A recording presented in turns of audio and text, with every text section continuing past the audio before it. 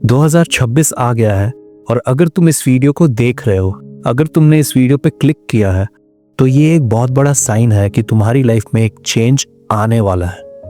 अब वो टाइम आ गया है कि तुम अपनी सारी गलतियों को, अपने सारे मिस्टेक्स को लेट गो करो और एक नई शुरुआत करो अपनी लाइफ की।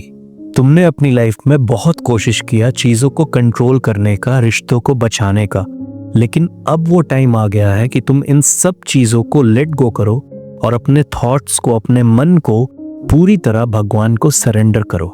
ये एक बहुत बड़ा साइन है कि तुम्हें अब कुछ भी कंट्रोल नहीं करना है, तुम्हें सब कुछ भगवान के ऊपर छोड़ देना है और सिर्फ अपने कर्म को करना है, अपने काम को करना है।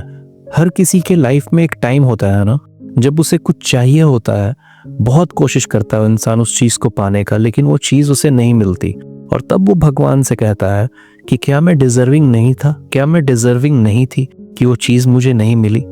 उस वक्त वो ये बात भगवान से कहता है, लेकिन सालों बाद जब वो चीज़ उसे रियलाइज होती है, तब उसे समझ आता है कि शायद अच्छा हुआ कि वो चीज़ नहीं मिली, और वो अपने आप को ब्लेस्ड फील करता है, क्योंकि शायद उस वक्त अगर वो चीज़ उसे मिल जाती तो शायद उसका नुकसान हो सकता था।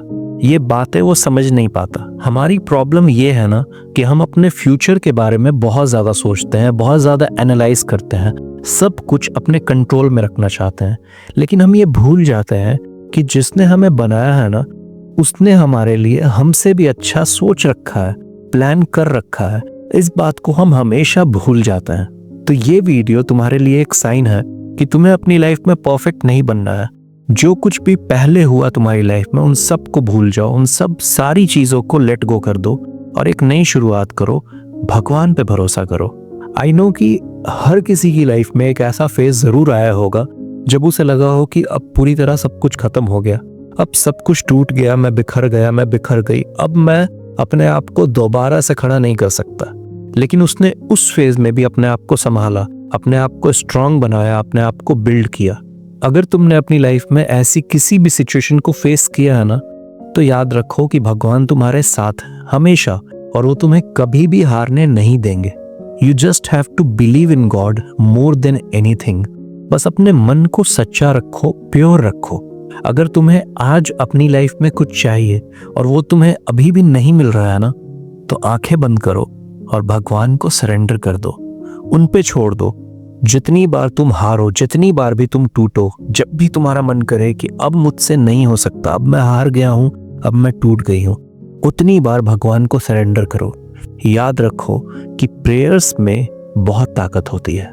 तो इस साल तुम्हें अपनी लाइफ में जो कुछ भी करना है ना, वो करो, पूरी ईमानदारी से करो, भगवान को अपने साथ रख के। अगर तुम्हें अपनी लाइफ में कोई डिसीजन लेना है तो भगवान से बात करो, उनसे पूछो, डिवाइन गाइडेंस लो और आगे बढ़ते रहो।